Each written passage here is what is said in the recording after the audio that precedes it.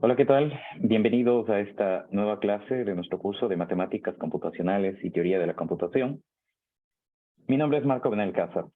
En esta clase vamos a hablar de pruebas y demostraciones matemáticas, que es la metodología que nosotros utilizamos o empleamos en matemáticas para demostrar teoremas, que son una parte importante dentro de la teoría matemática.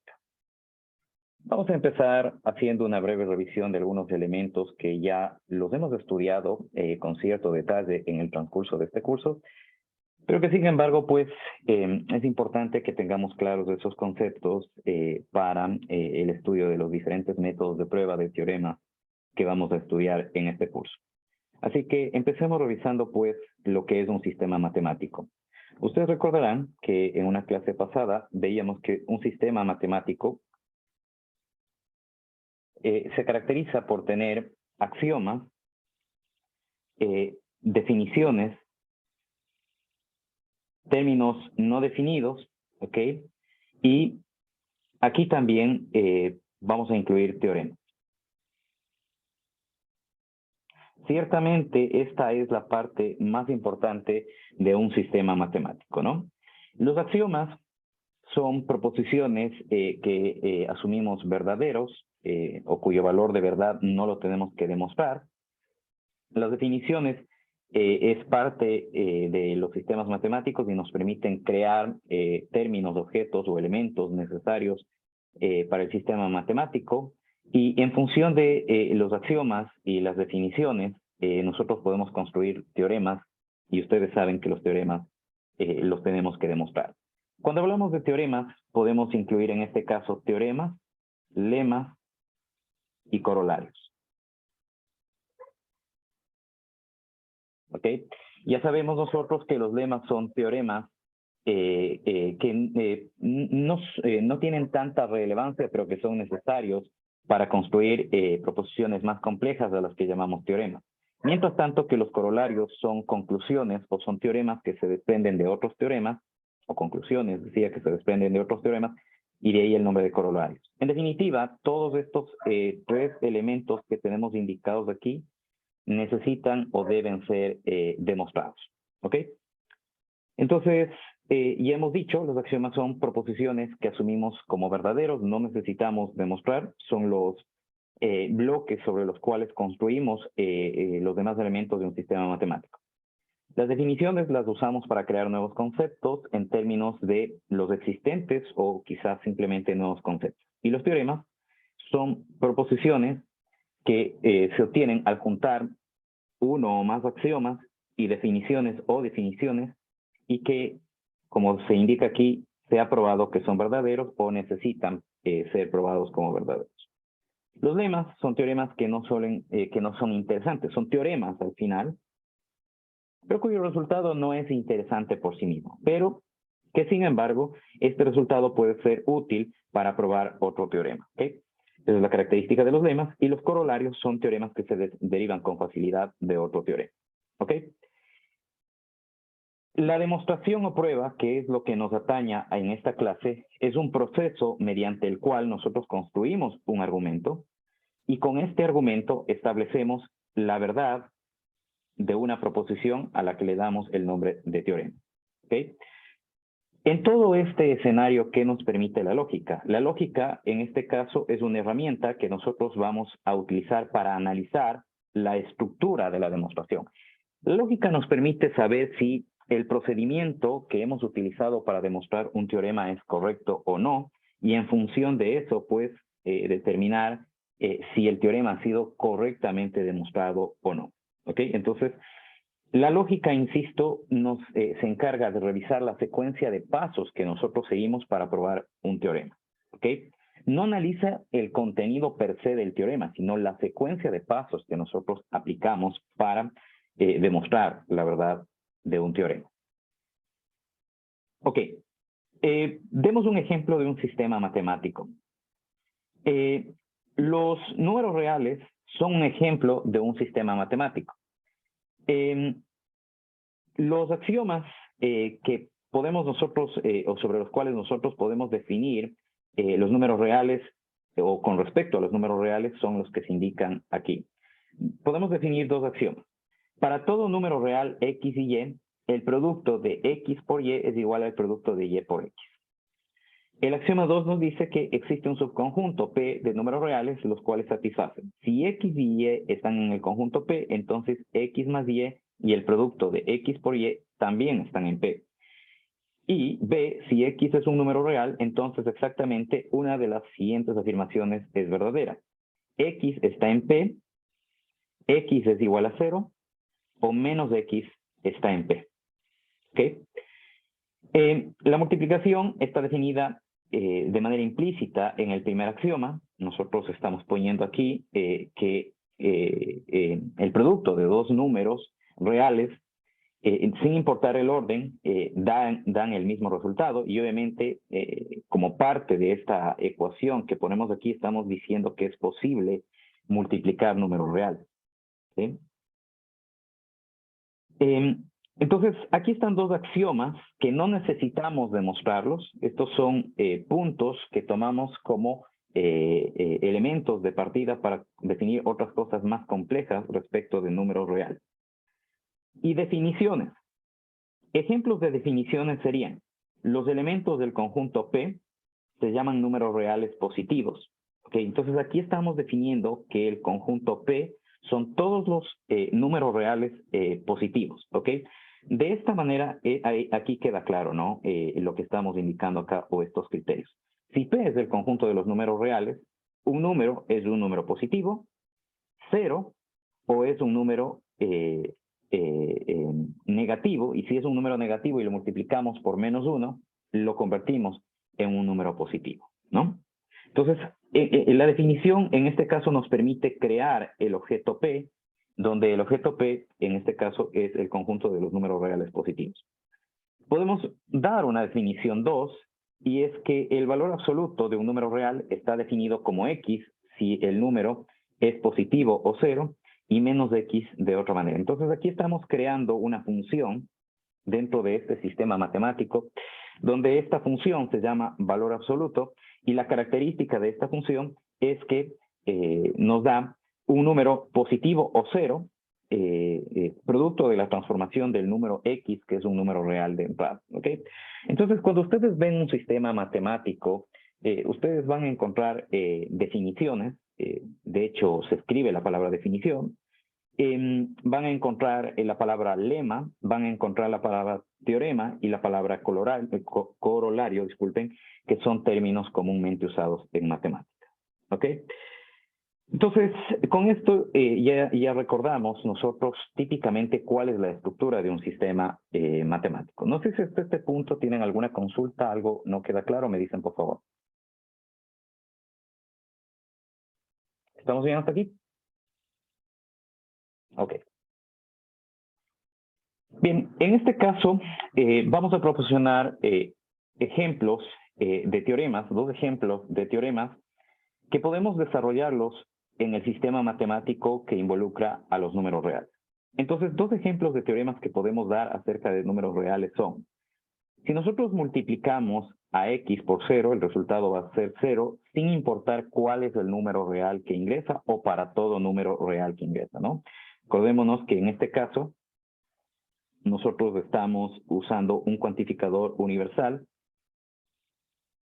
que es el para todo, ¿no? Para todo, para cualquiera, significan la misma cosa o son sinónimos en el contexto de cuantificadores, y el teorema 1 nos dice que cualquier número real multiplicado por 0 se convierte en 0. El teorema número 2 nos dice que para todos los números reales, X, Y y Z, si X es menor que Y y es menor que Z, entonces aplica la transitividad, ¿no? Entonces, en este caso, sabemos que aquí está X es menor que Y es menor que Z, pues automáticamente de esto sacamos esto como conclusión. ¿Ok? Entonces, estos son dos teoremas. Bueno, esto obviamente no es una demostración rigurosa, la segunda parte que he dibujado del teorema número 2, pero nos da una idea de qué es lo que interpretamos o qué es lo que queremos decir con el teorema número 2.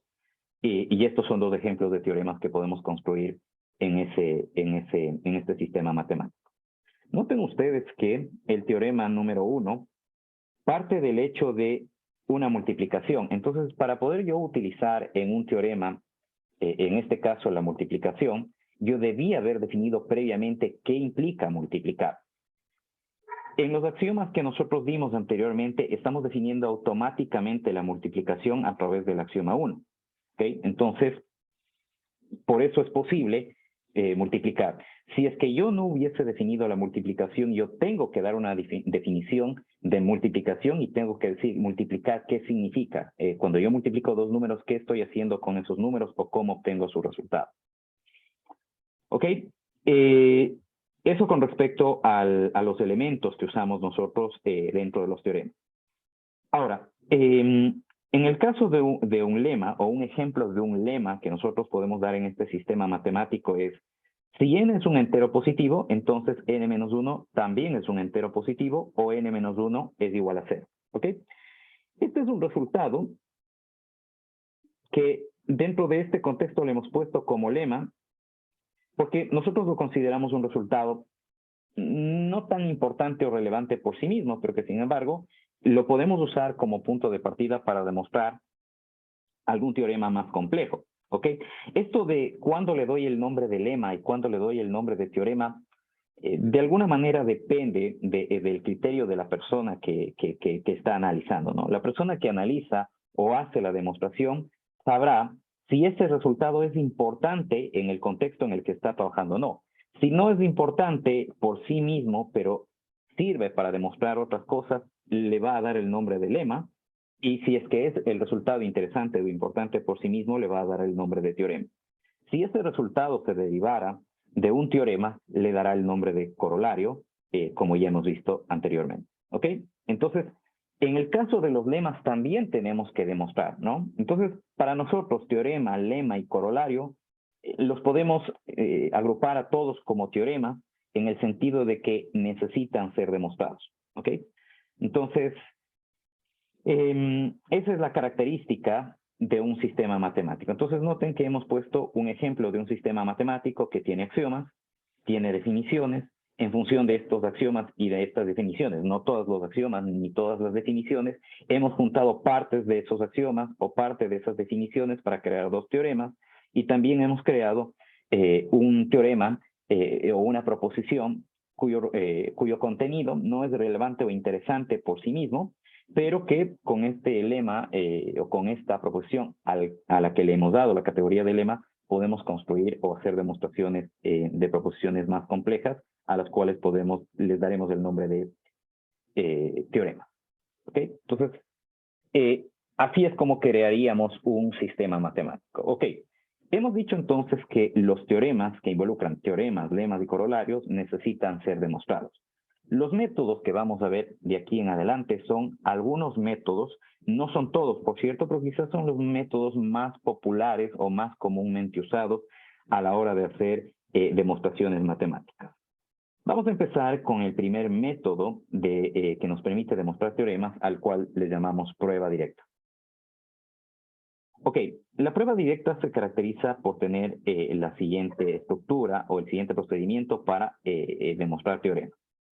Los teoremas típicamente van a tener esta estructura, ¿no? Para todo x1, x2, xn, si la proposición que se define sobre estos argumentos, entonces la proposición que aplica sobre estos x1, x2, x3 es verdadera, ¿ok?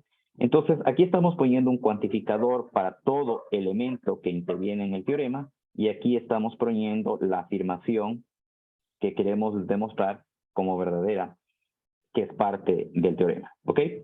Entonces, noten ustedes que este enunciado que hemos puesto aquí, que tiene un cuantificador universal, o que tiene el cuantificador universal para todo, es verdadero siempre que la proposición condicional es cierta, ¿sí? Para todos los elementos que forman parte del dominio del discurso, donde los elementos que forman parte del dominio del discurso son estos de aquí.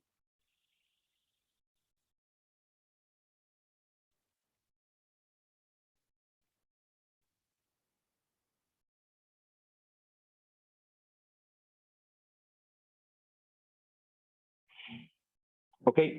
Entonces, si esto es verdadero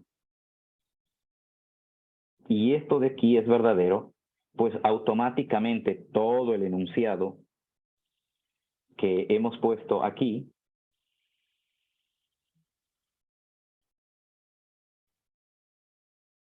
también va a ser verdadero.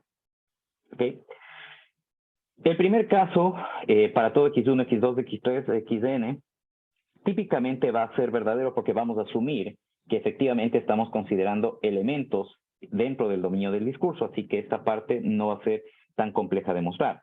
La parte donde realmente tenemos que trabajar es la segunda parte, en demostrar que la proposición si P, x1, x2, xn, entonces q, x1, x2, hasta xn es verdadero. ¿Ok? La prueba directa se caracteriza por suponer que P de x1, x2, x3, xn es verdadera, ¿ok? Y luego asumiendo que esta proposición es verdadera y usando otros axiomas, otros lemas u otros teoremas del sistema matemático, ¿ok? Mostramos que Q1, Q2, Q3 hasta xn es verdadero, ¿ok?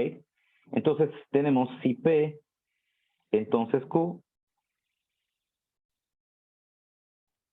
Ya había dicho, la primera parte para todo x1, x2, vamos a asumir que es verdadero porque vamos a asumir que vamos a trabajar dentro del dominio del discurso, así que ahí no vamos a tener problema. La prueba directa, insisto, se caracteriza por asumir que esto es verdadero, ¿ok? Asumiendo que esto es verdadero, tenemos que demostrar que esta parte es verdadera, y si estas dos cosas son verdaderas, pues ya sabemos que todo esto es verdadero, y yendo a la estructura del teorema original, pues si la segunda parte que he señalado aquí, asumiendo que esto, o más bien dicho, demostrando que esto es verdadero, y como esto es verdadero por cómo estamos haciendo la prueba, pues toda esta parte, o todo el teorema en este caso, sería verdadero. Analicemos mediante un ejemplo cómo hacemos esta demostración, o cómo podemos analizar, o aplicar, más bien dicho, una demostración directa de un teorema. ¿Ok? Vamos a lo largo de este curso, antes de revisar este ejemplo, a ver una serie de métodos de demostración, donde evidentemente por los ejemplos que ponemos en cada método, es obvio que el ejemplo va a usar esa estrategia de demostración. Cuando nosotros trabajamos ya en un ambiente real, en un ambiente matemático real, evidentemente no va a haber algo que directamente nos diga que debemos usar uno u otro método. Ahí es donde nosotros tendremos que ver qué pruebas sirven para demostrar qué teoremas en función de su estructura, y será nuestra habilidad, o eso lo sumaremos a nuestra habilidad para saber qué prueba utilizar. ¿Okay? Entonces no es que hay una receta que nos diga para este teorema utilice tal método. ¿Okay? Hay ciertas pistas o estructuras que tienen los teoremas que nos indican que ese teorema debe ser demostrado siguiendo un método particular, pero esto no es una regla general. Así que espero que esa parte pues quede clara para evitar confusión. Ok. Vamos a empezar dando una definición. Vamos a decir que un entero n es par si existe un entero tal que n sea 2 a la k. Ok. En este caso, noten ustedes que vamos a trabajar con un ejemplo donde vamos a utilizar el concepto de par, de número par, y evidentemente si vamos a usar el concepto de número par necesitamos definir lo que significa que un número sea par. Entonces nosotros vamos a decir que un número sea par cuando ese número se obtiene de la multiplicación de 2 por cualquier número entero. ¿Ok? Esto es cualquier número entero.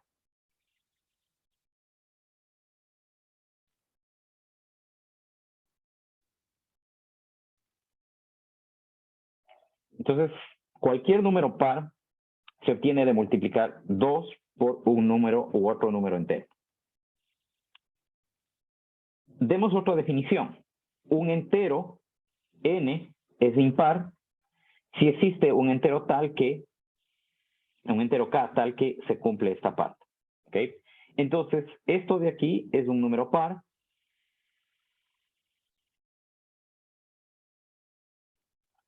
Si a un número par le sumamos 1, obtenemos un número impar, ¿no?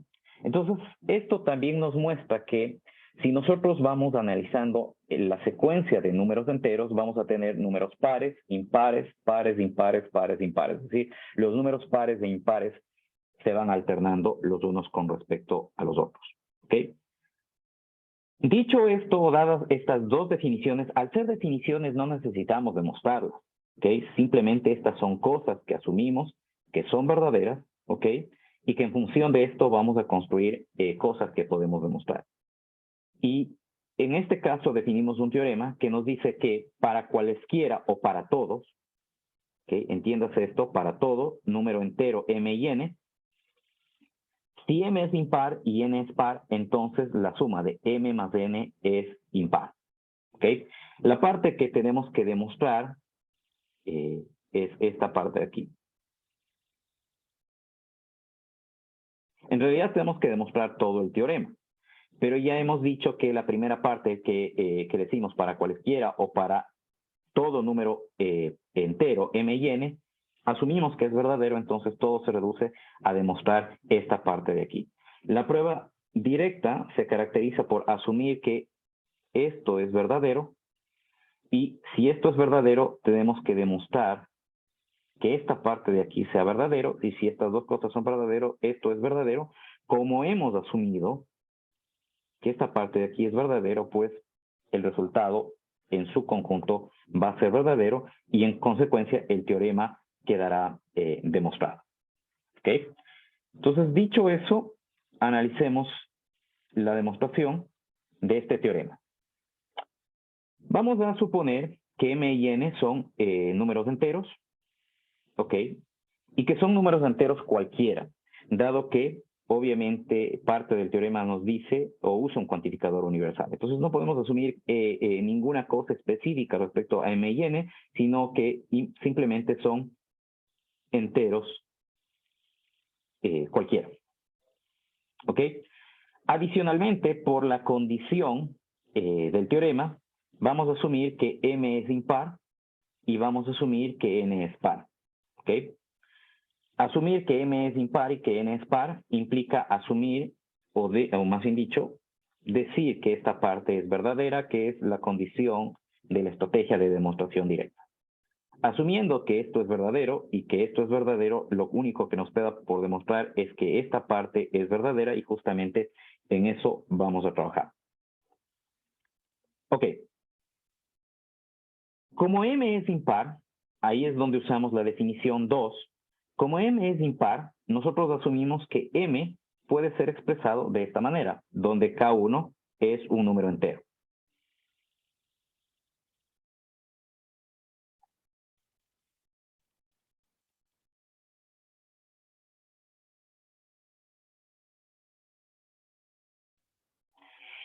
Por la definición de n, de que es un número par, asumimos que se puede expresar de esta manera, donde n es un número entero también.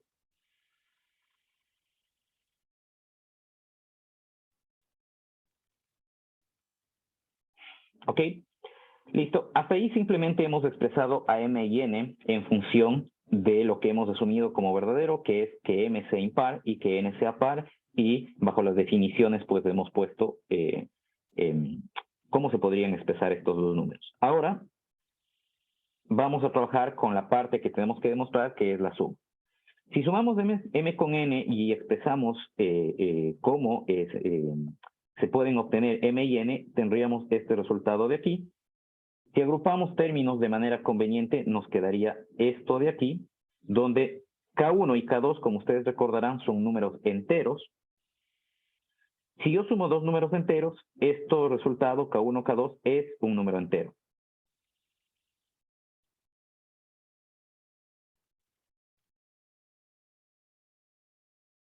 Ok, la suma de K1 con K2 podemos expresarla como K3. Entonces, si es que hiciéramos eso, nos quedaría 2K3 más 1, donde K3 es K1 más K2. ¿Ok? Entonces, como ustedes pueden ver en este caso,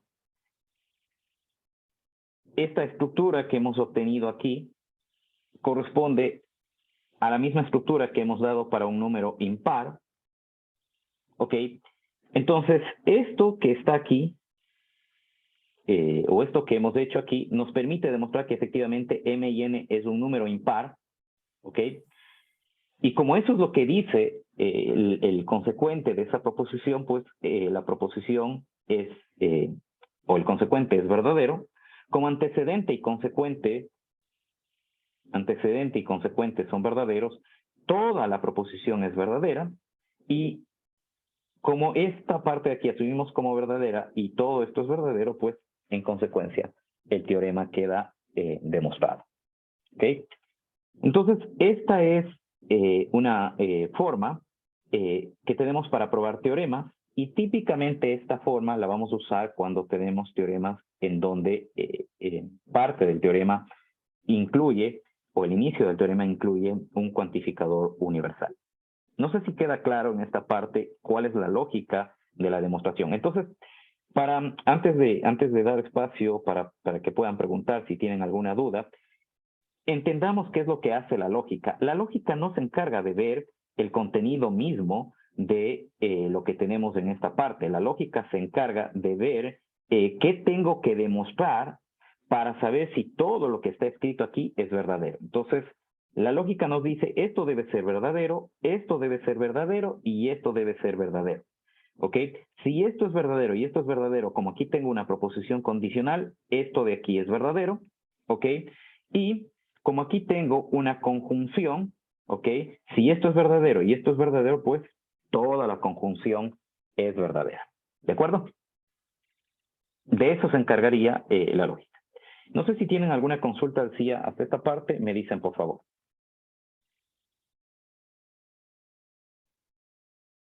¿No? ¿Está claro?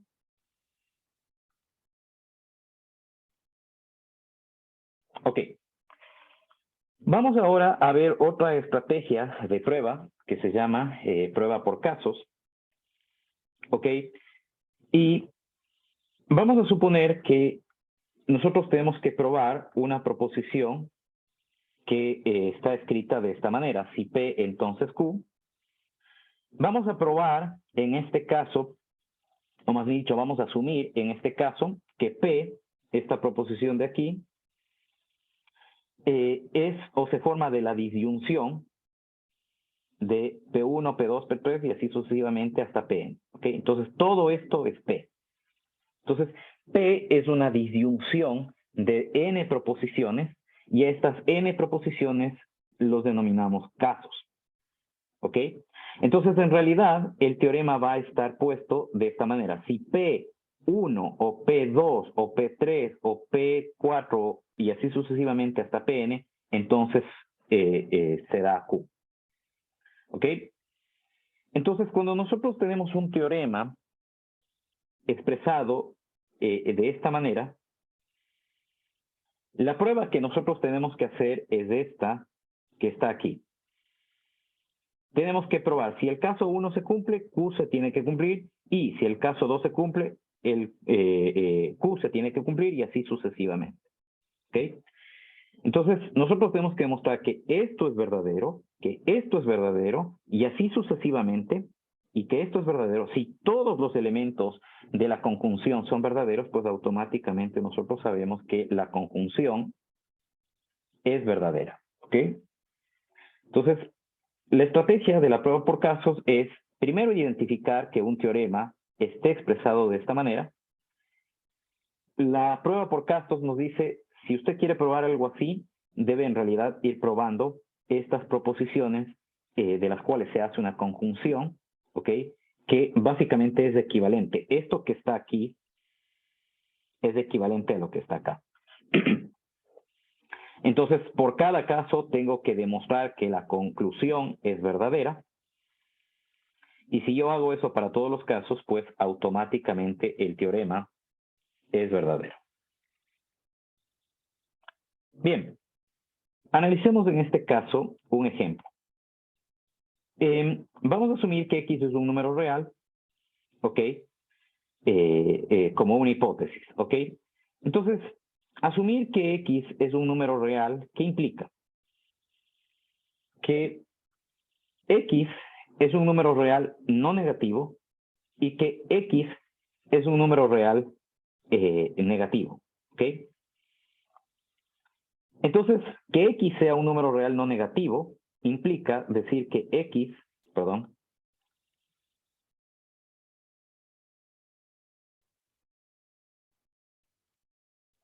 es un elemento del cero unido a los reales positivos. Eso es lo que estaríamos diciendo acá. Y acá estaríamos diciendo que X es un elemento de los reales negativos. ¿Ok? Estos dos casos implican decir que X es un número real. ¿Ok? Entonces, en este caso, para algunos teoremas puede ser fácil la demostración por cada uno de estos casos en lugar de demostrar para este caso. Noten ustedes que aquí tenemos un caso general, este que está aquí, ¿ok? Que lo hemos separado en esto que está aquí y en esto que está acá. Nosotros podríamos demostrar un teorema que incluya esta afirmación como parte del teorema directamente para todos los números reales. Usualmente, no siempre, hacer eso va a resultar complicado, entonces va a ser más fácil demostrar el consecuente de ese teorema o la parte medular del teorema para cada uno de estos casos. Ok, analicemos de manera concreta un ejemplo donde justamente nosotros podemos evidenciar cómo el separar por casos la demostración puede simplificar muchísimo el tema de la demostración de un teorema. El teorema que tenemos que demostrar nos dice para todo conjunto X y Y se tiene que X unido a Y menos X es igual a la unión de X y Y. ¿Ok? Entonces, esta es la parte que nosotros tenemos que demostrar, ¿ok? Pero claro, noten ustedes que acá nos dice que esto es cierto para todo conjunto X y Y. Ok, los casos que nosotros vamos a separar son los siguientes. El caso A nos dice, si el elemento X, vamos a crear o vamos a hablar de un elemento en particular, es parte del conjunto X unión Y menos X, entonces X forma parte del conjunto X unión y si X es elemento del conjunto X unión Y, entonces es también elemento del conjunto X unión Y menos X. ¿Ok? Entonces, estos dos casos son los que los vamos a probar en esta parte de aquí. ¿Ok? La parte clave de esta estrategia de demostración es la definición de los casos. ¿Ok? Entonces, noten ustedes que estamos diciendo aquí que dos conjuntos son iguales. Estamos diciendo que este conjunto de aquí es igual a este conjunto de acá. Cuando decíamos que dos conjuntos son iguales en la clase de conjuntos, decíamos que todo elemento que está aquí tiene que estar también en este conjunto. Y adicionalmente que todo elemento que esté en este conjunto también tiene que estar en este conjunto. Cuando estos dos casos se cumplen, podemos concluir que los dos conjuntos son iguales. Eso es justamente lo que estamos usando en esta parte que tenemos aquí. Estamos diciendo que X es un elemento del primer conjunto y vamos a ver si es parte del segundo conjunto. En el caso B, estamos asumiendo que X es parte del segundo conjunto y vamos a ver si es parte del primer conjunto.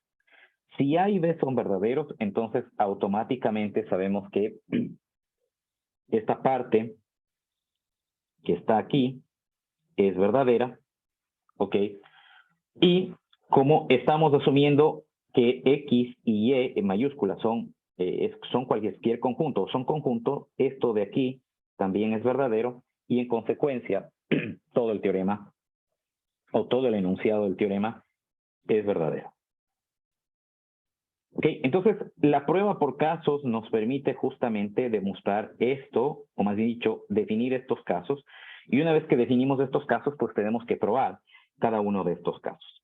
Ok, entonces analicemos cómo demostramos el primer caso. El primer caso nos dice que asumimos nosotros que X es un elemento de este conjunto. El asumir que X es un elemento de este conjunto de aquí implica ¿qué cosa?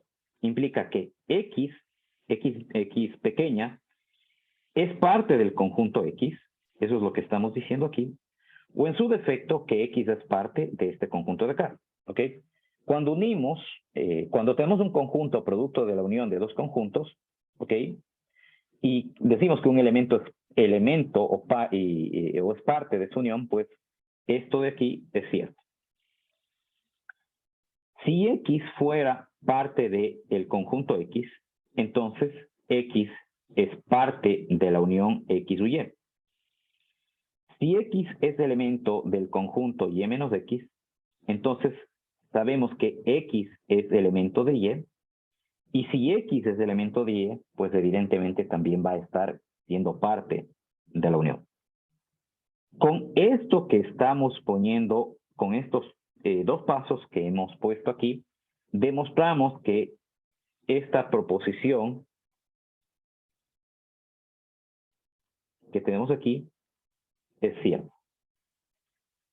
¿Ok? Vamos al otro caso. En el caso B, tenemos que demostrar esto que se indica aquí. Asumimos que X es parte de la unión. Que sea parte de la unión implica que X es elemento o del conjunto X o del conjunto Y. Si X es parte del conjunto X, entonces necesariamente va a ser parte de esta unión porque X, el conjunto X, participa en la unión. ¿Ok? Si X pertenece a Y, entonces X es parte de este conjunto diferencia Y menos X. Y si es parte del conjunto diferencia Y menos X, que es otro, que es el segundo del conjunto de la unión, pues entonces también es parte de la unión. Con esto demostramos que esta parte es verdadera. ¿Cómo? Hemos demostrado que estos dos casos son verdaderos. Esto de aquí es verdadero. Con eso estamos diciendo que esta parte es verdadera. Y como para la demostración hemos asumido que X y Y son cualquier conjunto, no estamos asumiendo absolutamente nada, esto de aquí es verdadero y en función de eso, efectivamente, todo esto de aquí es verdadero. No sé si tienen alguna consulta, algo que no quede claro respecto de esta parte, me dicen por favor.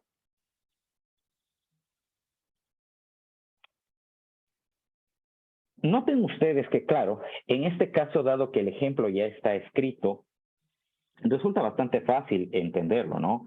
Cuando nosotros en la práctica vamos a demostrar un teorema, nosotros tenemos que crear esta estructura que ustedes ven aquí, y esa es una parte en donde quizá en algunos casos vamos a encontrar algunas complicaciones, y esa es la parte que uno la tiene que desarrollar simplemente resolviendo o demostrando teoremas. No hay otra manera más de desarrollar esa habilidad que efectivamente planteando o demostrando teoremas, ¿ok? Entonces, noten ustedes que la forma o la estructura que tienen los teoremas que puedo demostrar por casos o de manera directa en su primera parte es parecida. Los dos incluyen cuantificadores universales, ¿ok? Nada más que en este caso de acá, en la prueba por casos, sí, nos hemos dado cuenta de que esto que está expresado aquí como una igualdad, en realidad tiene dos casos, ¿ok? El caso donde un elemento que pertenece a este conjunto debe estar también aquí, y el otro caso donde un elemento que está en este conjunto debe estar también acá, ¿ok?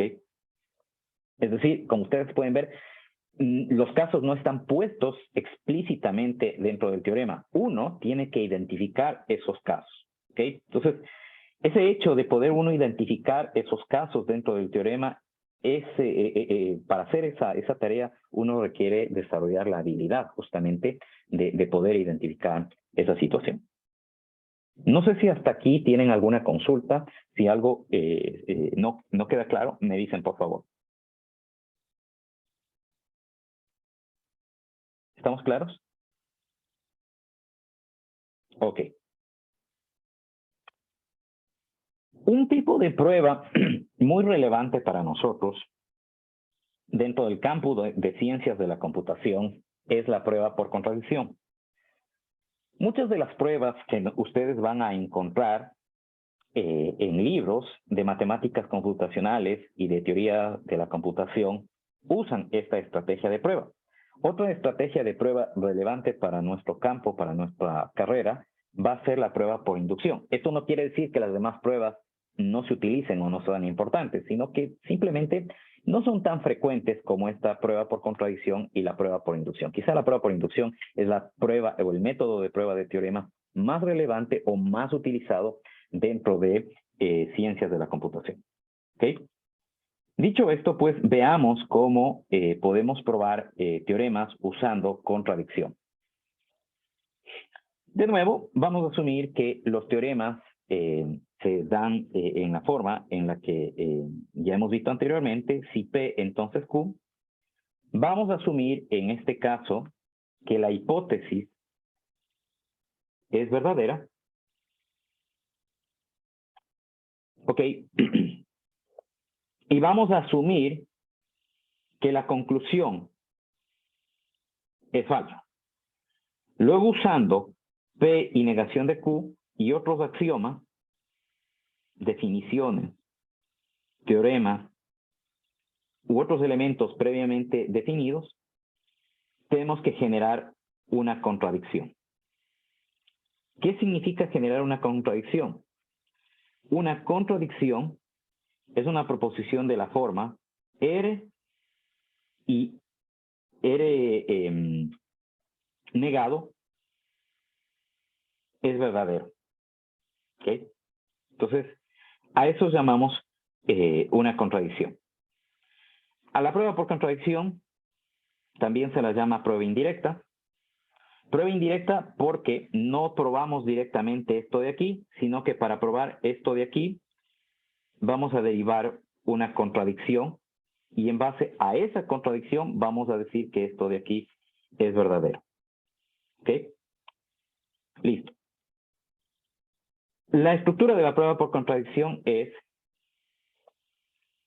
tenemos que probar esto de aquí. Probar esto de aquí implica probar esto de aquí. Es decir, estas dos cosas son equivalentes. Esto es lo que queremos probar. En realidad terminamos probando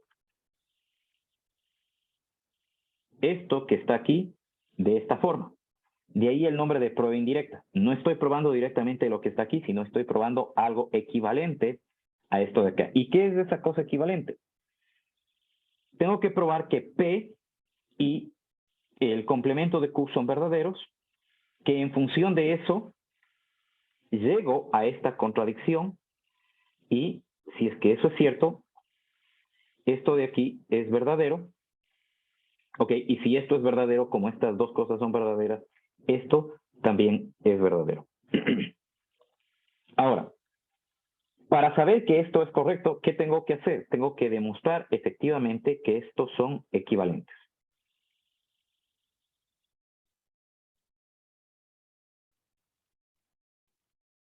Tengo que demostrar que estas dos proposiciones son equivalentes en función del valor de verdad que pueden tener P, Q y E. Si tengo tres proposiciones que pueden ser verdaderas o falsas, tengo en total 8 combinaciones de valores de verdad. Ok, y en función de estas 8 combinaciones, perdón,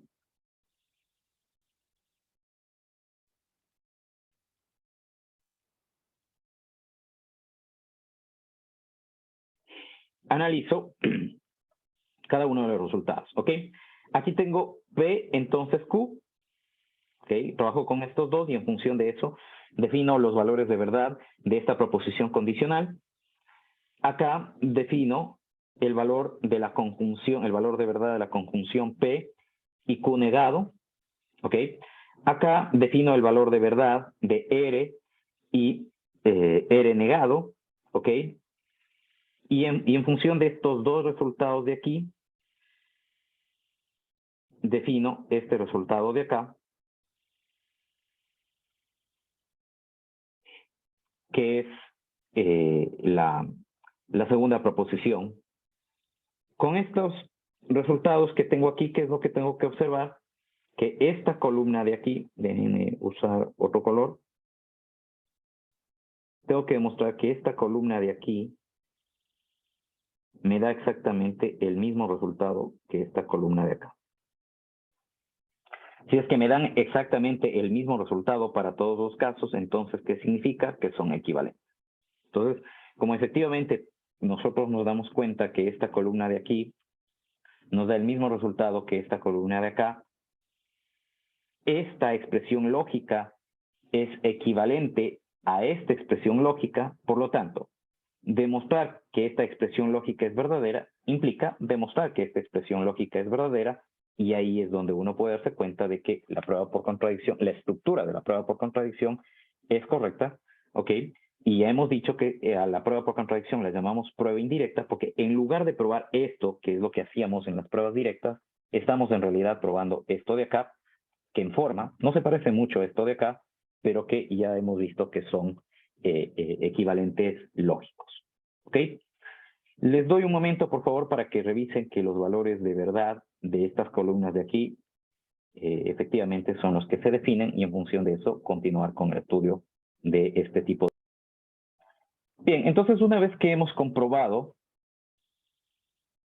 que los valores de verdad de cada una de estas columnas son correctos, y en conclusión, que esta expresión lógica es equivalente a esta expresión lógica, vamos a utilizar esta estrategia de prueba en un ejemplo para ver cómo lo podemos aplicar. En este caso tenemos un teorema que nos dice que para cada, noten ustedes el tema de qué variación de la expresión o el del cuantificador universal podemos usar. Al final sabemos que esto es, que en este caso estamos diciendo para todo, ¿no? En esta parte de aquí, estamos diciendo para todo. Entonces, para todo, para cada número entero, si n al cuadrado es par, entonces n es par. ¿Ok? Este es el teorema que nosotros tenemos que demostrar. Este es un caso donde podemos aplicar la prueba por contradicción. ¿Ok? Y en este caso, asumir, o más bien dicho, hacer una demostración de la prueba por contradicción significa, para demostrar esto, tengo que asumir esta estructura, o tengo que llevar al teorema a esta estructura. Ok. Entonces, en ese caso, esto sería P. Ok. Esto es P.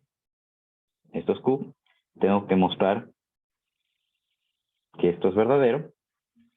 Ok. En este caso, asumo que esto es verdadero. Y vamos a asumir que la conclusión es falsa. ¿Por qué asumimos que la conclusión es falsa? Porque eso es parte de la estructura, de la nueva estructura que yo tengo que definir para probar el teorema. Ok, entonces, en función de eso, y hemos dicho, P es la proposición n cuadrado es par.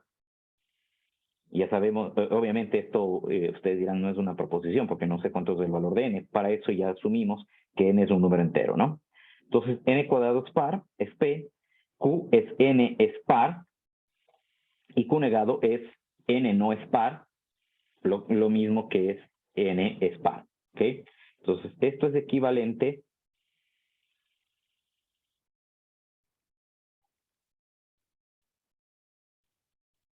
a n no es par. Pero en el caso de los números enteros, sabemos que o son pares o son impares, así que Por eso esta equivalencia. ¿Ok? Bien. Entonces, esto de aquí, y hemos dicho que es equivalente a P y Q complemento. Entonces, R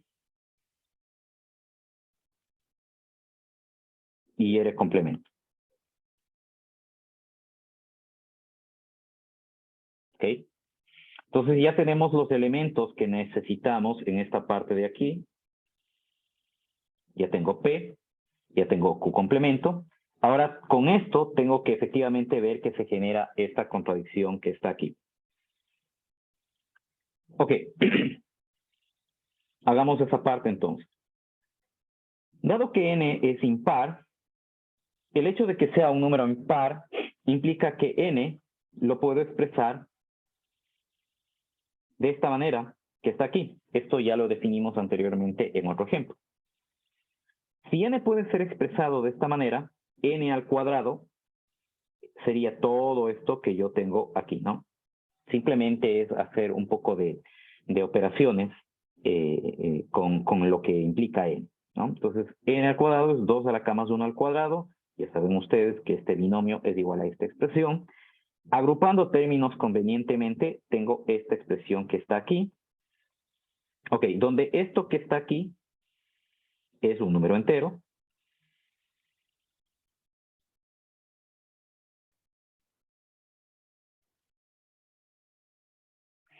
Ok, esto que está aquí es un número entero. Ese número entero está multiplicado por 2 y a eso le estamos sumando 1. Ok, de esto que está aquí, que concluimos que este resultado, que es igual a n al cuadrado, es esto de aquí,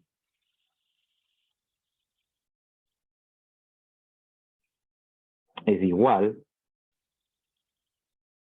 a esto que está aquí. Esto que está aquí es la forma de un número impar, entonces n al cuadrado es un número impar. Ok. ¿Con esto qué concluimos? De este análisis concluimos que n al cuadrado es impar, pero en realidad la hipótesis nos dice que n cuadrado es par. Entonces, la hipótesis nos dice que n cuadrado es par. Al hacer este análisis concluimos que n al cuadrado es impar. Por lo tanto, las dos son verdaderas y eso significa que hemos llegado a una contradicción. ¿Ok? Entonces, con esta prueba o con esta forma de probar este teorema, asumimos que su contenido es verdadero. ¿Ok? Hemos demostrado que para todo entero, si n cuadrado es par, entonces n también es par. ¿Ok? Listo. Eso sería pues entonces la estrategia que nosotros seguimos en este caso para demostrar por contradicción un teorema. No sé si tienen ustedes alguna consulta, algo que no quede claro de esta parte, me dicen por favor.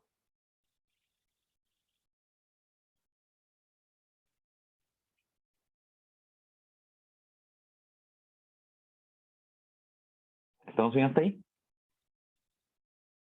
Ok. Aquí tenemos otro teorema, que es otro caso que nosotros lo podemos probar por contradicción. ¿Ok? Este es el ejemplo típico que ustedes van a encontrar en los libros, en páginas donde se hable de la prueba por contradicción. Y bueno, como es un ejemplo típico, pues lo vamos a considerar también como un segundo ejemplo. En este caso, y a diferencia de los casos anteriores, he puesto estos dos ejemplos justamente por el hecho de la importancia que tiene esta estrategia de prueba. ¿Ok? Por cierto, cuando alguien revisa que ustedes hayan probado correctamente el teorema, esa persona lo que hace es entiende cómo está esto expresado de manera lógica y en función de eso, qué pasos lógicos ustedes han utilizado para demostrar ese teorema. En definitiva, quien revisa el teorema verifica que cuando lleva la demostración a pasos lógicos, que esos pasos lógicos sean equivalentes, en este caso, si es que están usando prueba por contradicción. Eso es en definitiva lo que se revisa, ¿no? Ok. Dicho eso, pues analicemos este nuevo ejemplo. Para esto para este teorema, donde nos dice que la raíz cuadrada de 2 es un número irracional, necesitamos definir lo que es un número irracional. Y ya habíamos nosotros definido anteriormente qué es eso, pero para dar formalidad al tema, incluimos la definición y obviamente en función de esta definición construimos este teorema. Nosotros decimos que un número es irracional, un número real es irracional, cuando no se puede expresar a través de un cociente de enteros que no se puede reducir. ¿Okay? Un número racional es un número que se puede expresar mediante esta fracción, donde en esta fracción ya no se puede reducir los términos, ¿no? No se pueden simplificar los términos, quiero decir. Si un número no se puede expresar de esta manera, a ese número le llamamos un número irracional. Para evitar problemas de división por cero, decimos que B debe ser un número entero distinto de cero. ¿Ok? Entonces, con eso, nosotros sabemos que un número puede ser clasificado como racional o irracional. ¿Ok? Un número real, quiero decir. Dicho eso, definimos este teorema que ya leímos, su contenido, y ahora vamos a demostrar el valor de verdad de este teorema. Entonces, para eso usamos la prueba por contradicción. ¿Qué vamos a asumir? Vamos a asumir que 2 es un número racional. ¿Ok? Es decir, asumimos el complemento de Q. ¿Ok? Si la raíz de 2 es un número racional, eso implica que la raíz de 2 se puede expresar en forma de cociente, donde A y B son números enteros, B es distinto de 0 y esta fracción ya no se puede reducir.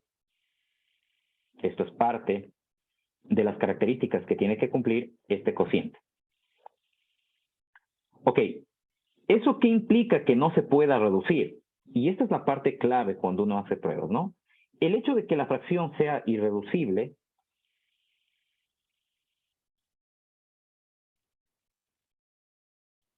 ¿qué implica? Implica que A y B no son simultáneamente números pares. ¿Ok? ¿Qué pasa si A y B son números pares? Si A y B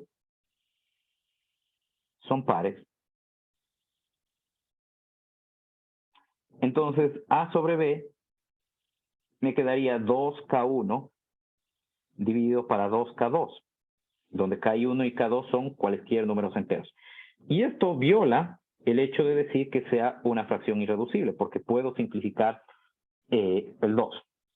¿Ok? Entonces, en este caso, y ahí es donde uno en matemáticas tiene que estar alerta, ¿sí? A qué puede implicar un término, o qué implica un término. En este caso, el hecho de decir que sea irreducible implica que A y B no pueden ser los dos simultáneamente números pares. Y justamente esta es la clave para poder demostrar este teorema. Muy bien. Dicho eso, o teniendo en cuenta qué significa que A y B, que la fracción que contiene A y B sea irreducible, pues trabajemos con esta parte de aquí, ¿no? Tenemos la raíz cuadrada de 2 es igual a AB, eso significa o implicaría que la raíz de 2 es un número racional.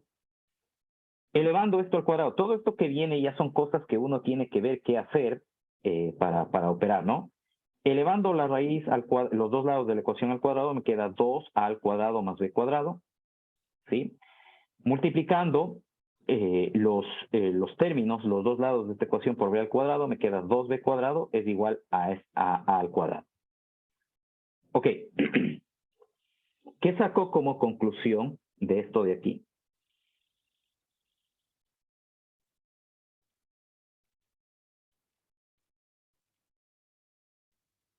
La conclusión que saco de esto que está aquí es que a al cuadrado es par. ¿Por qué digo que a al cuadrado es par? Porque a al cuadrado es 2 por un número entero elevado al cuadrado. Un número entero elevado al cuadrado es un número entero. Cualquier número entero multiplicado por 2 es un número par, por lo tanto, a al cuadrado es par. Anteriormente, nosotros dijimos que si a al cuadrado es par, entonces a también es par. Esto lo demostramos anteriormente. ¿Okay? Entonces, noten aquí que estamos usando para este teorema un teorema anterior. ¿Ok? El hecho de que a sea par implica que a puede ser expresado de esta manera, donde k es un número entero, cualquiera.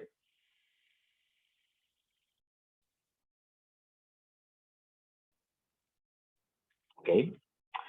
Siendo ese el caso, si yo sustituyo la forma en la que yo puedo expresar a en esta ecuación que tengo aquí, obtengo que b al cuadrado es 2k al cuadrado. Pero k al cuadrado, o más bien dicho, k al cuadrado es un número entero. K es un número entero, k al cuadrado es un número entero, cualquier número entero multiplicado por 2 da un número par. Ok, entonces de aquí concluyo que b al cuadrado es par. De lo que ya hicimos anteriormente, esto implica que b es par. Ok, entonces resulta de que si la raíz de 2 fuera un número racional, lo podemos expresar así. La característica es que esta fracción debe ser irreducible.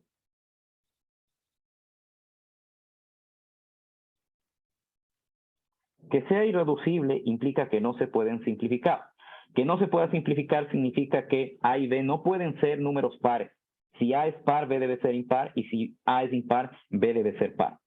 Los dos no pueden ser impares, o A y B tienen que ser impares. Ok. Pero de todo este análisis nos damos cuenta de que A y B son pares. Ok. Lo cual contradice el hecho de que A y B tienen que ser distintos los dos no pueden ser números pares. Siendo ese el caso, entonces este contenido que está aquí es verdadero. ¿Okay? Esa es la estructura de la prueba por contradicción. ¿Ok? No sé si tienen alguna consulta. Si algo no queda claro, me dicen por favor. ¿Está claro? Ok. Entonces, este es un tipo de prueba, como les había dicho, que se utiliza frecuentemente en ciencias de la computación.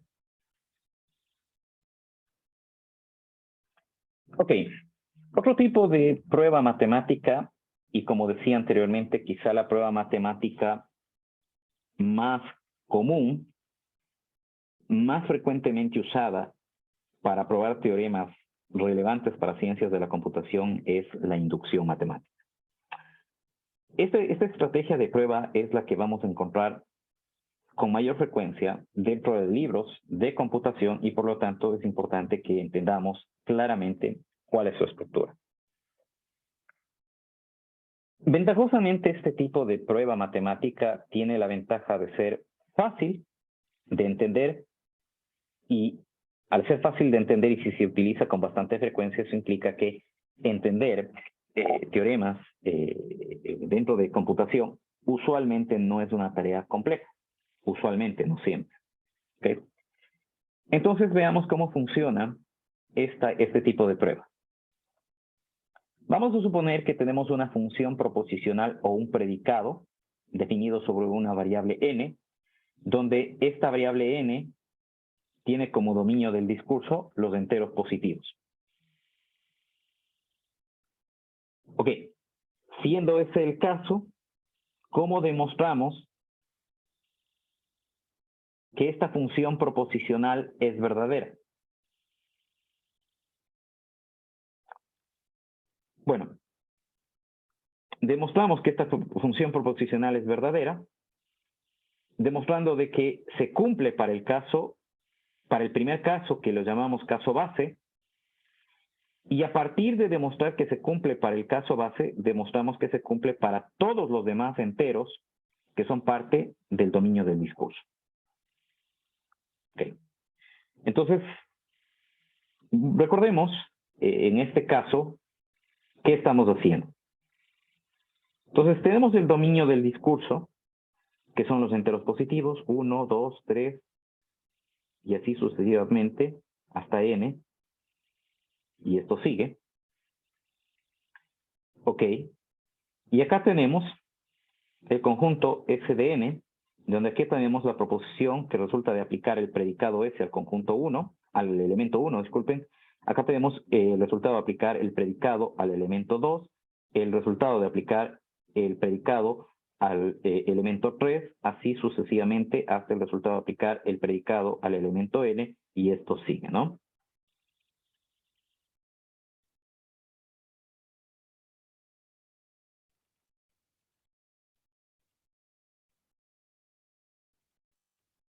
Ok. Lo que yo quiero demostrar es que todas estas proposiciones que están en este conjunto son verdaderas. Si todas estas proposiciones son verdaderas, este predicado definido sobre este dominio del discurso es verdadero. ¿Ok? Entonces, claro, como he dicho, eso implica demostrar que esto es verdadero, que esto es verdadero, que esto es verdadero, y así sucesivamente, que esto es verdadero y esto se va hasta el infinito. Evidentemente, si hago caso por caso, simplemente no voy a poder terminar la prueba porque hay infinitas proposiciones que tengo que demostrar como verdaderas. ¿Cuál es la estrategia que propone la prueba por inducción? La estrategia que propone la prueba por inducción es: demuestra que esto es verdadero, que solamente esta proposición es verdadera. Empieza por ahí. A eso denominamos el caso base. Entonces, esto de aquí, en nuestra terminología, lo llamamos el caso base. Ok, luego nos dice, una vez que demuestras que este caso base es verdadero con este resultado, demuestras los siguientes pasos. Con esto demuestras esto, con esto demuestras esto, con esto demuestras esto, y con esto sigue la demostración. Ok. Entonces, el siguiente caso lo demostramos a partir del anterior. Eso es lo que vemos en este gráfico que he puesto de aquí. Ok. Para no hacer esto caso por caso, que sigo estando en, que implica tener una cantidad infinita de casos, vamos a asumir un término n, donde este término n me representa cualquiera de los números del dominio del discurso distintos de 1, ¿ok? Y en función de eso, si yo pruebo que esta expresión de aquí es verdadera, como n es cualquier número del dominio del discurso, entonces estaría demostrando que todos los demás elementos distintos del caso base son verdaderos, y como todos los elementos distintos del caso base, ¿sí?, son verdaderos, y ya demostramos en el primer paso que el caso base es verdadero, si esto es verdadero, y esto es verdadero, si estos son verdaderos, y esto es, el caso base es verdadero, y todos estos son verdaderos, automáticamente todo esto de aquí es verdadero, y en consecuencia, todo el predicado aplicado sobre el dominio del discurso es verdadero. Eso es lo que tenemos que hacer, o en eso consiste la prueba por inducción matemática. ¿Ok? Entonces, esto sí les pido que lo tengan a mano, porque esto es algo que lo vamos a usar con bastante frecuencia a lo largo de este curso, esta estrategia de prueba. ¿Ok? En realidad yo les sugiero que, si ustedes pueden, y a modo de repaso, ustedes traten de hacerse un resumen de las diferentes pruebas o tipos de pruebas que hemos estudiado en esta clase, que le tengan en una hoja disponible a la mano para saber, cuando demostramos un teorema, qué estamos usando. Típicamente cuando demostramos un teorema decimos, este teorema se demuestra mediante inducción matemática, se utiliza o se prueba mediante contradicción, se hace una prueba directa, se hace una prueba indirecta por contradicción, ya había dicho, ¿no? O una prueba por casos. ¿Okay? Es típico decir qué tipo de prueba se utiliza, y cuando nos dice qué tipo de prueba utilizamos, ya sabemos qué estructura debe tener, y por lo tanto, eso me facilita entender la demostración.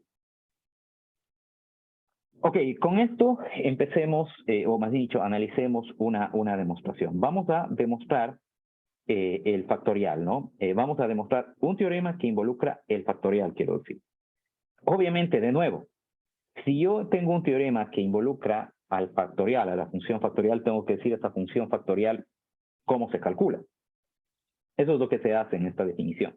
Decimos que el factorial de n se define como si n es igual a 0, el factorial es 1, y si n es distinto de 0, o sea, es 1, 2, 3, 4, 5, 6, 7 y así sucesivamente hasta más infinito, es el producto de todos los enteros comprendidos entre 1 y el número del cual estoy calculando el factorial. Aquí nos debe decir para todo n elemento de 0 unido a los enteros positivos. A todo este conjunto de aquí se llama enteros no negativos. Esto es igual a decir enteros no negativos, por cierto. Todo esto es lo que sería enteros no negativos. ¿Ok? Entonces, para todo entero no negativo, el factorial se define de la forma en que hemos indicado aquí. Listo. Ahora sí, el teorema nos dice que el factorial de n va a ser mayor o igual que 2n menos 1 para cualquier número más grande o igual que 1 o para todo entero positivo, ¿no? Esto implica lo mismo que decir que n es un entero positivo. ¿Ok? Esto lo vamos a probar mediante inducción, que tiene dos partes, paso base y paso inductivo. El paso base implica demostrar que este teorema es verdadero para el primer elemento del dominio del discurso, para el elemento más chiquito del dominio del discurso, que en este caso es 1. ¿Cómo demuestro esto? Simplemente reemplazo valores, ¿no?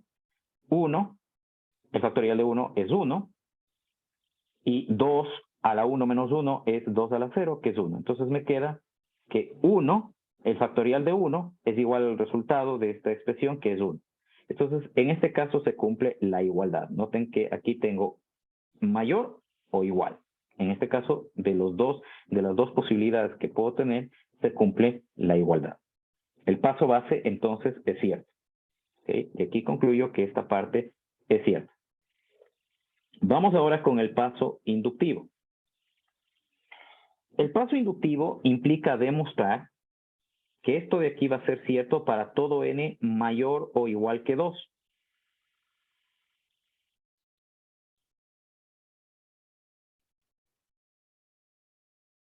Porque ya demostré en el paso base que lo dicho en el teorema es verdadero para n igual a 1. Pero el paso inductivo involucra asumir que lo dicho en el teorema es cierto para n y con eso demostrar que lo dicho en el teorema es cierto para n menos 1. Entonces, lo que dice el teorema es esto que está aquí, esto asumimos que es verdadero, y asumiendo que esto es verdadero, tenemos que demostrar que esto de aquí es verdadero. ¿Ok? Dicho eso, entonces partimos de la definición de n más 1 factorial. La definición de n más 1 factorial es el número n más 1 por n factorial. ¿Ok? Esto debe ser claro para todos, es bastante trivial. Muy bien. Ahora, el tema es que, y eso es otra de las cosas que uno tiene que aprender a desarrollar cuando hace pruebas, ¿no? Y yo aquí tengo una igualdad. Lo que tengo que llegar es a una desigualdad. Entonces, en alguna parte tengo que hacer algo para, en función de la igualdad, transformar en la desigualdad que necesito. ¿Ok? Entonces, partimos de este resultado que ya dijimos que es correcto. Esto es simplemente la definición de factorial. Ahora, esta expresión de aquí es más grande que n más 1 por 2 a la n menos 1. ¿De dónde me saco esto de aquí? De esto de aquí, de esto que asumí que es verdadero. ¿Okay? Entonces, de esto que asumo que es verdadero, concluyo que esto de aquí es más grande que esto de aquí. ¿Ok? Listo. Ahora, ¿qué tengo aquí? Tengo n más 1 y 2 a la n menos 1, mientras tanto que en el teorema tengo n factorial y 2 a la n menos 1. ¿Ok? Entonces tengo que seguir operando. Esta expresión que está aquí es más grande o igual que 2 por 2 a la n menos 1, ya que n más 1 es más grande o igual a 2. ¿Ok? Entonces, esta expresión de aquí, este n más 1, estoy diciendo que es más grande que 2. Por lo tanto, si n más 1 es más grande que 2, noten que aquí el mínimo valor que puede tomar 1 es 2. Entonces, 2 más 1 son 3. 3 es más grande que 2. El siguiente valor que puede tomar n es 3. 3 más 1 son 4. 4 es más grande que 2. El siguiente es 4. 4 más 1 es 5. 5 es más grande que 2. Entonces, esto de aquí es más grande que esto de acá. Si esto no queda claro, esto implicaría lo siguiente, ¿no? Estoy diciendo de que esto de aquí es igual a n más 1 por n factorial. Esto es más grande que n más 1, 2 a la n menos 1. Esto a su vez es más grande que 2 por 2 a la n menos 1. Y lo que estoy diciendo es que esta desigualdad es cierta por el hecho de que esto de aquí es más grande que esto de acá. Entonces, noten que estos dos términos son iguales. Estas dos expresiones tienen dos términos. Uno de los términos es igual, pero en esta primera desigualdad, el primer término es más grande que el primer término de la segunda desigualdad, entonces esta desigualdad que he puesto aquí es cierta. Ahora, claro, yo pude haber puesto otro número quizá aquí. La pregunta es, ¿y por qué puse 2? 2 me es conveniente para reducir esta expresión de aquí a algo a lo que tengo que llegar. Entonces, 2 por 2 a la n menos 1 es 2 a la n. Ok, y de esto concluyo entonces que esta expresión de aquí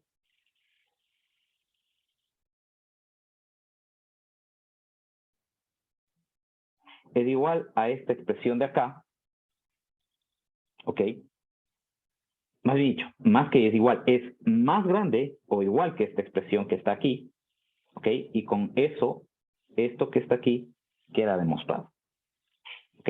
Entonces, finalmente, poniendo todo en línea, sería esto es igual a 2 a la n. Entonces estoy diciendo que n más 1 factorial es más grande que esto, es más grande que esto, y esto es exactamente 2 a la n, por lo tanto n más 1 factorial es más grande o igual que 2 a la n. Con eso queda demostrado la parte inductiva del teorema, y como n es cualquier número más grande o igual que 2, y ya demostré en el caso base que lo que he dicho en el teorema es cierto para el caso base, bueno, he cubierto todos los casos del dominio del discurso, y como el predicado es cierto para todos los casos del dominio, para todos los elementos del dominio del discurso, entonces automáticamente lo puesto en el teorema es verdadero. No sé si tienen alguna consulta de esta parte, si algo no queda claro, me dicen por favor. ¿Está claro? Muy bien. Ok, aquí ustedes tienen un ejemplo de un teorema en donde también puedo yo demostrar el contenido de este teorema mediante inducción. Sean A y R números reales, use inducción matemática para demostrar que si el número real R es distinto de 1, para cualquier entero mayor o igual que 0, se cumple esta igualdad de aquí. Intenten hacer esto, por favor, a modo de ejercicio, para un poco entender de mejor manera cómo es la inducción matemática, y luego revisamos la solución, por favor. esto de aquí. ¿Ok? Bien, entonces, en este caso, en la prueba por inducción, lo que sabemos es que tenemos que identificar cuál es el caso base y cuál es el caso inductivo. Entonces, en el caso base,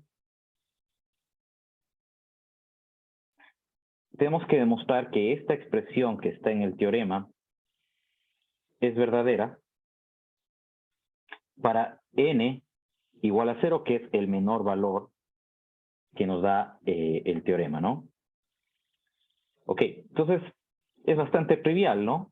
Porque en este caso n es igual a 0. Noten ustedes que acá tendríamos, esto sería igual a n a r0 más a r1 más a r2 más, y así sucesivamente, más a rn igual a rn más 1 menos 1 dividido para r menos 1.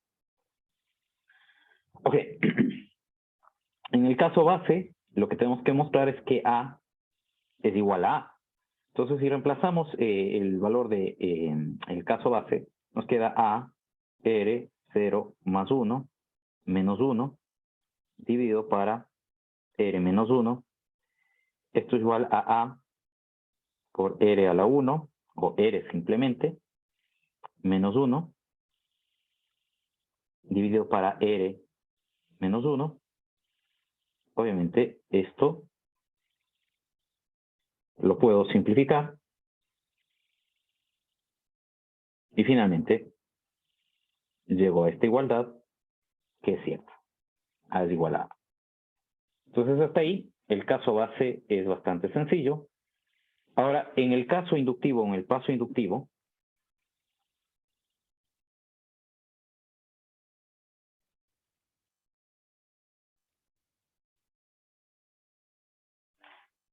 asumo que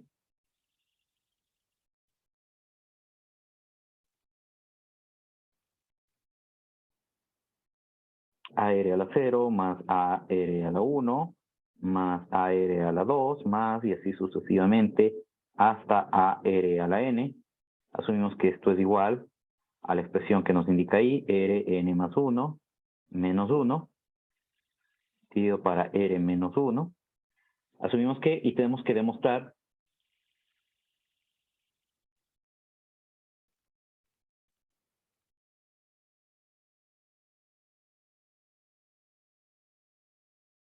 AR a la 0 más AR a la 1 más AR2 más, y así sucesivamente, ARN más ARN más 1 es igual a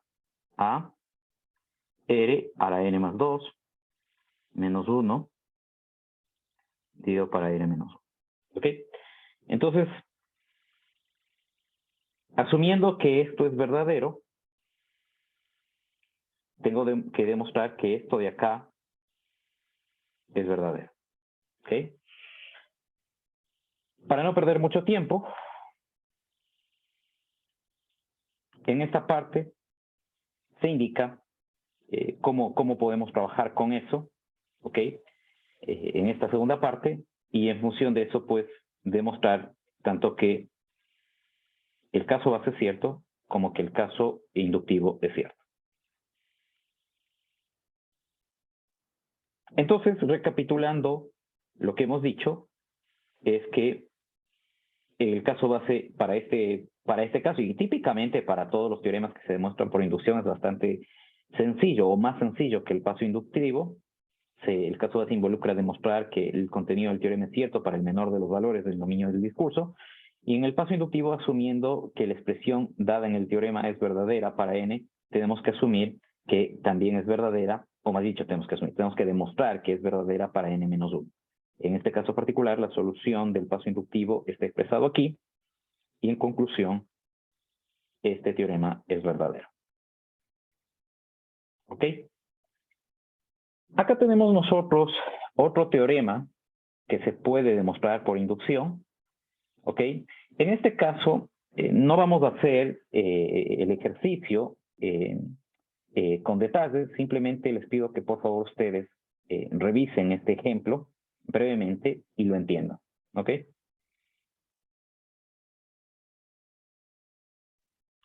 Muy bien. Bueno, espero que haya quedado claro la revisión que han hecho, ¿no? Bien. En términos técnicos, un tipo de inducción matemática que también se suele usar es lo que se denomina forma fuerte de la inducción matemática. En este caso, la forma fuerte de la inducción matemática implica demostrar que una función preposicional es verdadera para el menor valor del dominio del discurso y luego demostrar que esta función proposicional es verdadera para un rango de valores del dominio del discurso. Y si es que estos dos casos son verdaderos, entonces decimos que esta función proposicional es verdadera para cualquier entero que sea más grande o igual que n sub 0. ¿Okay? Entonces, la diferencia de la forma fuerte de la inducción matemática con lo que antes estábamos llamando simplemente inducción matemática es que la inducción matemática la utilizamos nosotros para demostrar que una función es verdadera para todo n mayor o igual que 1. Pero no necesariamente toda función va a tomar como entrada los números naturales.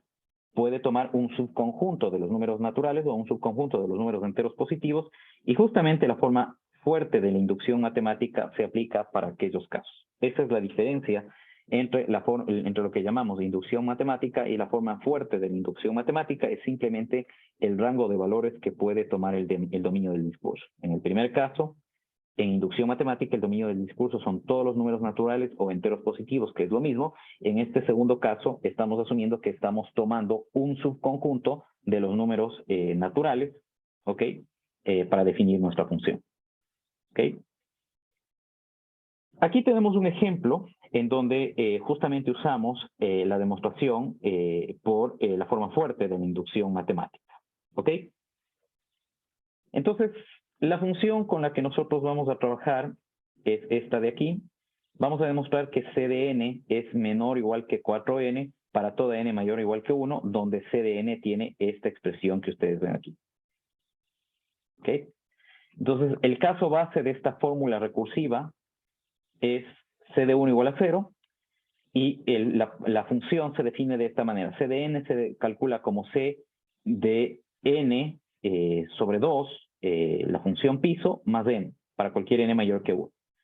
Entonces, ¿cómo calculo yo el valor de C2? El valor de C2 reemplazo n igual a 2 en esta ecuación y me queda C subíndice 2, 2 más 2, C de 1 más 2, y la función piso de 1 es 1, entonces me queda C1 más 2, el valor de C1 era 0, 0 más 2 me da 2. Este valor lo reemplazo acá, me queda C de la función piso de 3 medios, la función piso de 3 medios es 1, C1 más 3, C de 1, y ya calculé antes, era 0, ¿ok? Y C y N vale 3, esto me da 3, ¿ok? Entonces, espero que con esto quede claro cómo se calculan los valores de esta función. Ahora, para esta función de aquí, este teorema nos dice que C de n es menor que 4n para cualquier valor de n mayor o igual que 1. ¿Ok? En este caso, entonces tenemos que el caso base es n igual a 1. ¿Ok? Es bastante simple demostrar. C de 1 es 0 por la definición de la función, mientras que 4n sería 4 por 1. Esto me da 4. 0 sí es menor que 4, demostrado. En el paso inductivo, suponemos que C de K es menor que 4K, ¿ok? Y K es cualquier número que está entre 1 contenido y n sin contener. Y tenemos que demostrar que Cn es menor que 4n, ¿ok?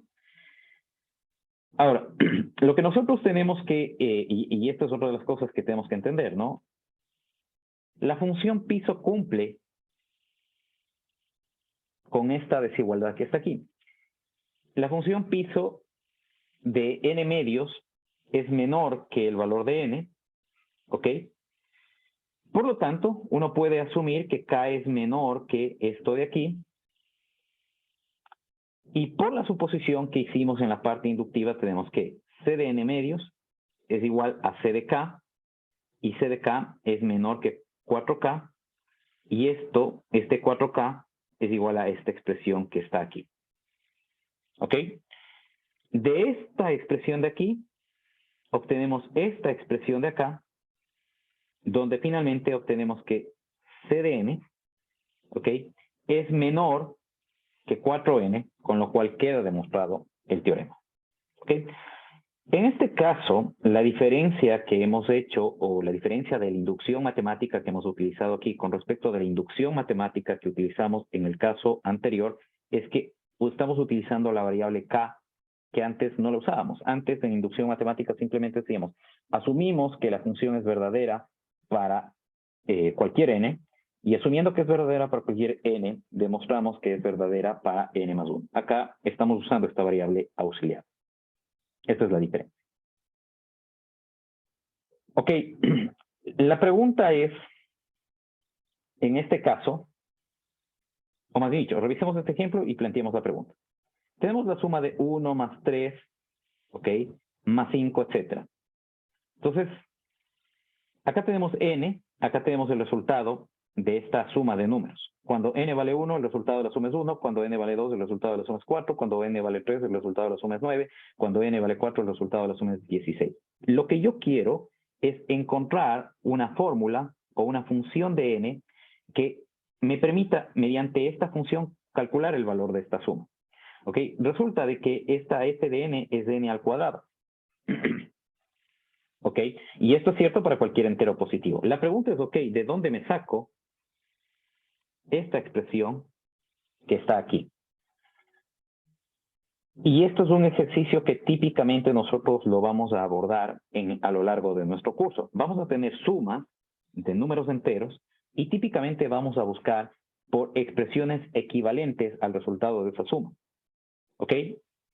Entonces, este va a ser un ejercicio que va a requerir de la habilidad nuestra en matemáticas para desarrollar estas expresiones. Y una vez que tenemos esta expresión, claro, el hecho de que a alguien se le ocurra decir esto es igual a n al cuadrado no es suficiente para que realmente sea verdadera.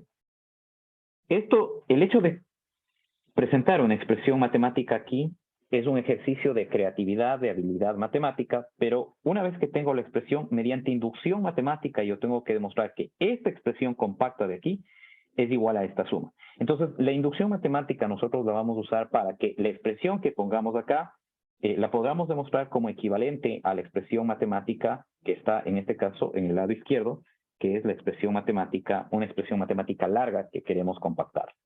¿Ok? Listo. Entonces, eso es lo que podemos hacer mediante inducción matemática. No sé si tienen alguna consulta, algo que quede, algo que no esté claro de esta parte, me dicen por favor. ¿Estamos claros hasta aquí? Muy bien. Con esto terminamos esta primera parte de estructuras y demostraciones, de estructuras de demostraciones matemáticas o de estructuras de procedimientos para demostrar teoremas, que es de manera más clara cómo podemos entender este tema. Aún nos quedan otras formas de demostrar teoremas por estudiar, pero eso lo haremos en una siguiente clase. Eso es todo por esta clase. Muchas gracias.